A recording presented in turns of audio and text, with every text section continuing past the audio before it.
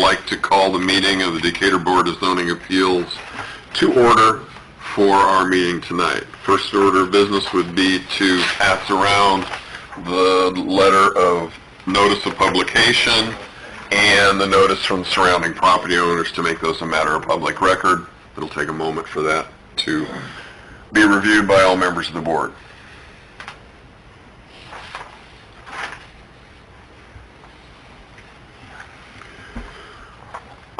The minutes of the previous meeting were emailed or mailed to all members of the board previously. Do we have any amendments or changes to that? And if not, do I have a motion to accept them? I'll make a motion to accept them as corrected. I'll second. All those in favor? Aye. Approved. Pass this down to Mr. Haggard.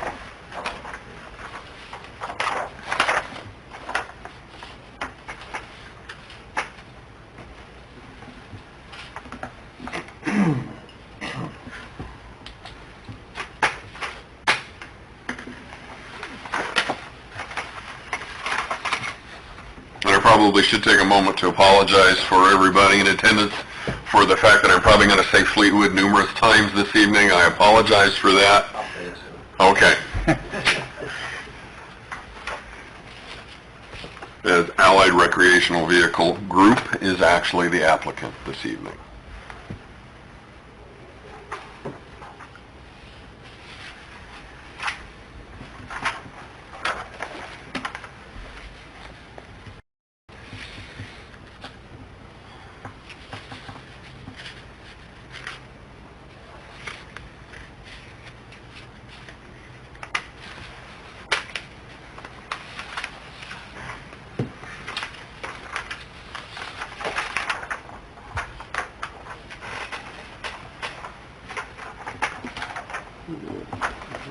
Mr. Haggard to review that.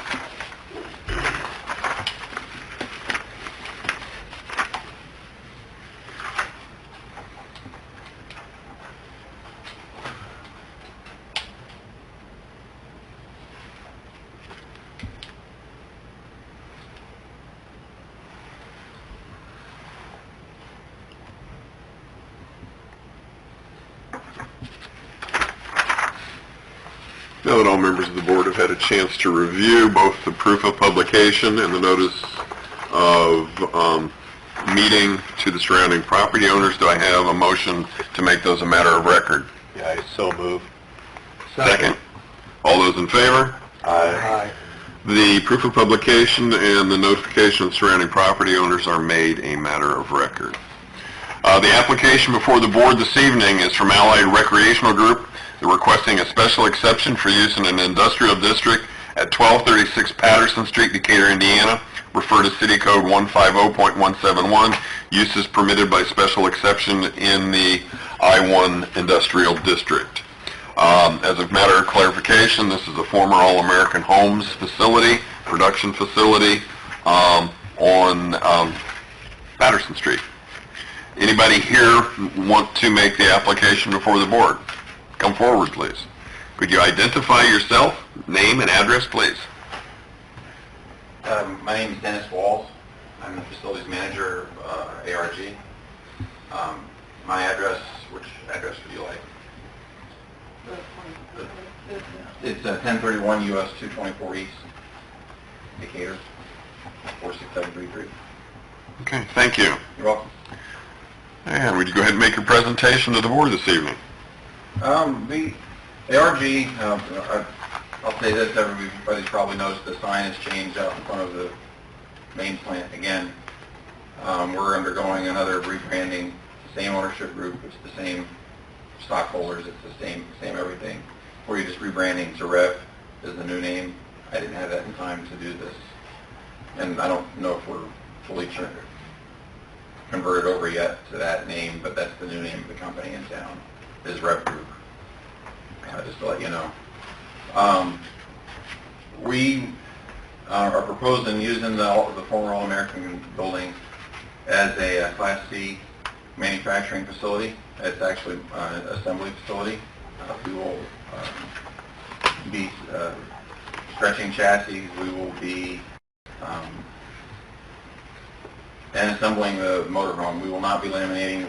We will not be painting anything in that facility.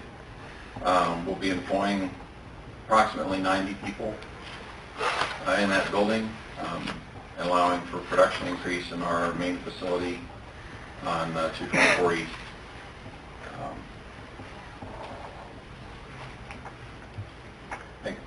I guess that's my, if you have any questions, I guess that's, I can outline. Just as a clarification, when you use the term Class C, that is the van conversions as opposed to the big diesel pushers? That's correct. That's the smaller units. They range up, ours right now range from about 35 feet down to 24 feet. And they are the Ford van conversions. Okay.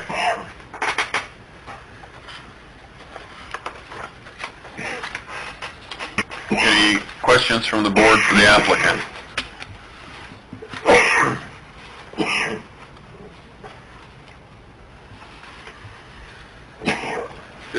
There's going to be just one shift. Yes, that's the plan right now. They'll be loading materials, and most everything is going to be like sidewalls and things like that will be assembled or manufactured at the main plant. We'll ship them over in the evenings, is the plan at this time, and load the lines, and so spare parts and things like that will be going in on third shift, but that might be one or two people. It won't be a load.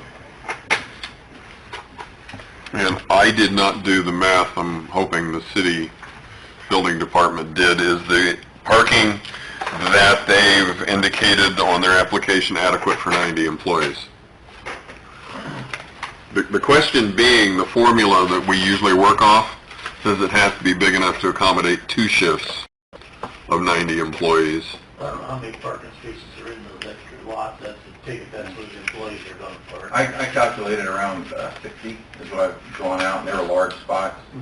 And then we also have a lot to the east, directly to the east, which is officially a stone lot, I guess. It's overgrown right now, but we're probably going to end up Across the left. yeah, it's across 11th Street. We'll probably end up turning that into a loading parking lot as well. If that's I mean, that was my only question, was whether there was adequate parking in the event of a 2-shift operation. I can't. I understand I wasn't aware of the 2-shift parking, but I understand your concern. I don't see it happening. We don't have 2 shifts hardly on anything. In our paint operation we do, and we'll have enough for 1 shift of 90 in there. But I don't know what we would do if we ended up going to a second. To be real honest with you. I mean, the concern historically has been during shift change, before first shift leaves and the second shift comes, in that area that the parking would overflow into the residential neighborhood. So that's the reason for the concern in the question. We would be willing to make sure that didn't happen. Sign up for something that we wouldn't allow our employees to do that.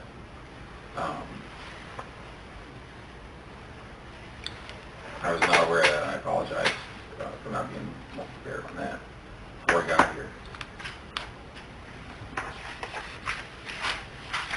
Any concerns or comments from building department or the city attorney? Will there be like outside chassis storage to those parked around? We're working with Alring right now to use their part of their lot for chassis storage, and then we would bring it through that fence and into ours, keeping it off the street except when it crosses the street next to our lot. Give it a fenced in storage facility. How many of those do you anticipate? Hopefully a bunch, huh? I hope there's going to be a bunch. We counted, I've got to think right off the top of my head, I think we counted 75 that we were going to park in there. If you wanted, you could possibly put a condition upon the grant to allow,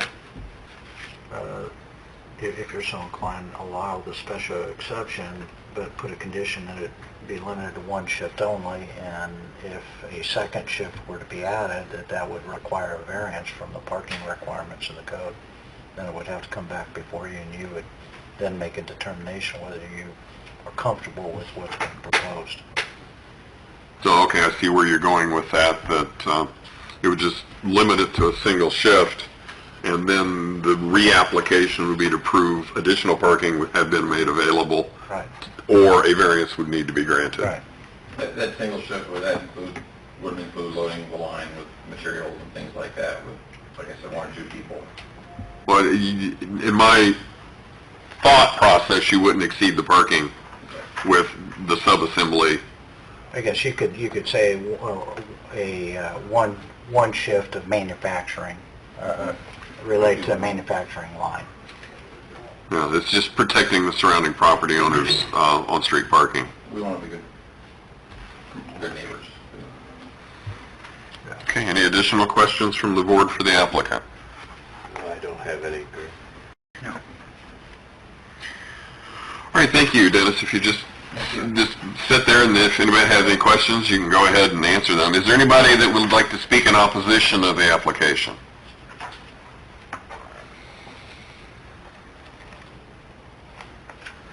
Hearing none, is there anybody that would like to speak in favor of the application? Yeah, I want to speak for 2 minutes, please. Oh, yes. Small town, so everybody knows I'm on Ray. The thing about his 2 shifts, we have a stagger shift. Start one at 6:30 or 6, off at 3:30. Second shift starts at 4:30, so first shift cars are in and out, going, parking lots are empty. Like 4:30 to 1, or something like that. Because I'm down there, and I thank Denny and his company for sending me the letter, and thank you all for letting me wipe my time and get short. This is no concern of mine, back concern, but if they would have like too many chassis, they're going to probably have to have more room down there. I've never seen anything where they would put stuff. But, I myself, I would have no objection to it. Fleetwood has been a good corporate citizen for the county and the city. They employ a lot of people, local residents as well as surrounding communities. So being not a property owner, up here talking to the council, again, thank you for your time. I'd say I'm all for it. Thank you. Okay, thank you very much. Anybody else like to speak in either opposition or support? Hearing none. Do we have any additional questions from the board for the applicant?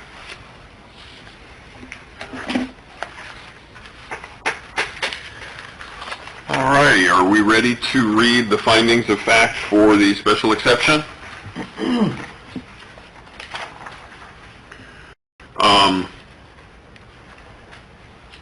The request is for a special exception for use in an industrial district. Zoning indicator requires all industrial uses to be approved by special exception. So we have 6 different findings that we're going to read here. A yes vote by the individual members of the board agrees with granting, and a no disagrees.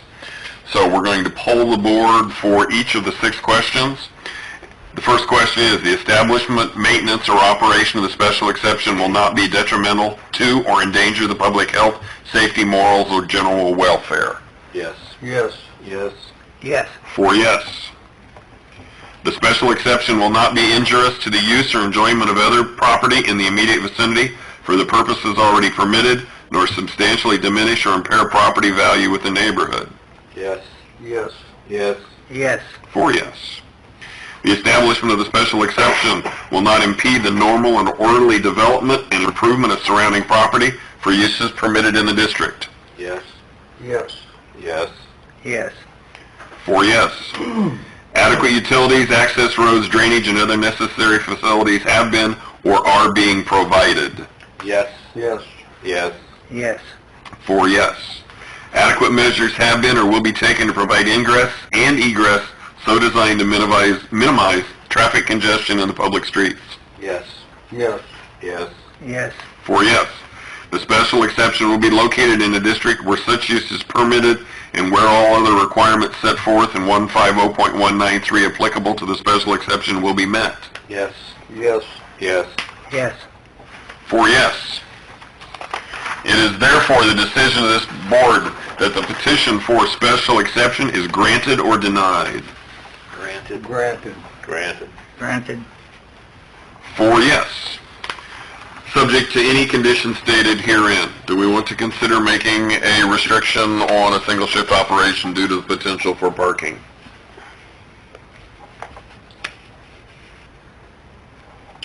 I think we should, I do. Yeah. Yes. Okay. So, Mr. Baker, what was the verbiage that I knew that was going to You- happen. okay. Uh, produced? I would just make it subject to limiting manufacturing lines to one shift at the location, with the understanding that if a second shift is to be added at a later time, that would require coming back to the board for a possible variance if adequate parking is not made available. That sounds great. With that said, with that condition, the request for the special exception is granted. Congratulations. Thank you for your continued investment in our community. Thank you very much. And hopefully in a couple of years, you'll be back asking for that variance. Thank you very much, everybody. One of the good neighbors. Oh, no other applications before the board this evening. Do we have any old business that we need to touch base on? I have one thing. Okay. No old business? New business from the city attorney? Yeah, one of the things that, and I think Greg inquired about this, but we've got numerous appointments that are coming up here on both the Plan Commission. I think there's one that the Plan Commission itself makes for BZA. And the timing of these appointments become a little bit awkward because as I understand, we've got a meeting scheduled for the first meeting in January. Is that correct? For organizational meeting, yes. Okay, but do we have? There's no business. There's no business. Oh, Until the 19th, I think. okay. Well, then maybe it's not an issue. The City Council and the Board of Works have certain, or the mayor and City Council, they have certain mayoral appointments and council appointments. And then the Board of Works, I think, has an appointment to the Plan Commission. I think the Plan Commission makes an appointment to the BZA, if I'm not mistaken. Correct. So my concern was that if we were going to have any kind of proceedings that required one of the boards taking action, that we may have to have a special meeting of the Plan Commission to get the BZA appointment made in time for the first meeting in January. But if we, and we were going to go ahead and do appointments 15th of December by the mayor or council in order to have those appointments in place as of the first meeting, because they don't meet until after Board of Zoning Appeals and Plan Commission meet in January. So if we don't have any activity until the 19th of January, then it's not an issue. Then at the first meetings in January, the appointments can be made. The mayor can make the appointments that need to be made to the bodies, the two bodies. The Plan Commission would need to meet on the 5th in order to make your appointment to BZA, so that when you have your meeting on the 19th, the BZA that person can take part in the proceedings. So it was a problem if we had activity that first meeting in January. If we don't, then we don't have to worry about it. Okay, one of the things that I had thought might resolve part of that would be to just turn the BZA and Plan Commission meetings Flip around. them around if we had to. That way, the Right. Plan Commission could meet prior to And make BZA. the appointment. And Steve Hakes is currently the Plan Commission representative on the BZA. Right. So, again, if we don't have anything other than an organizational business, that's not an issue because we're not voting on anything. Right, right. So you don't have to have a vote. I mean, if you wanted, you could flip, as long as we haven't advertised for the 19th, you could flip it and have the Plan Commission meet first. And the Plan Commission could make its appointment to the BZA at that time, in which case then if the activity is a BZA matter, then Steve, if he's the appointment, could act at the BZA meeting. So, Yeah. or you can have an organizational meeting on the 5th, and you can make the appointments then. And several years ago, we decided that regardless of whether there was going to be business or not, the first meeting night of January, we were going to have an organizational meeting. Okay. So- So, we'll just plan on doing that then. Okay. And just, And I would say, I would schedule the Plan Commission first so that they can make that appointment. right, and those members up for renewal would be Steve Hakes, which is a Plan Commission appointment, and myself, which is a mayor's appointment on that for BZA. For those of you that are also involved with the Plan Commission, Barb Ingold, Dick Macklin, Bill Carbaugh, and Tyler Fullenkamp need reappointed. And the city engineer and the park board is an annual appointment, so they need reappointed every year by their boards. So those would be the changes. And I know that